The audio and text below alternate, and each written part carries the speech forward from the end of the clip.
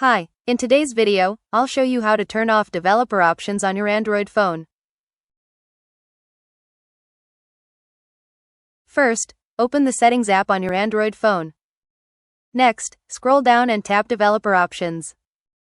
On some devices, you'll find it under System or Additional Settings. Once you're in the Developer Options menu, look for the toggle at the top of the screen. Tap the toggle to turn developer options off. After disabling it, all developer features will be turned off, and your phone will return to its normal settings. If you no longer want the developer options menu to appear, some Android devices allow you to hide it by going to Settings, then Apps, selecting the Settings app, tapping Storage, and choosing Clear Data or Clear Storage. Keep in mind that this may reset some of your system preferences. If the developer options menu remains visible after turning it off, don't worry. On many Android phones, the menu stays in Settings, but all developer features remain disabled as long as the main toggle is turned off.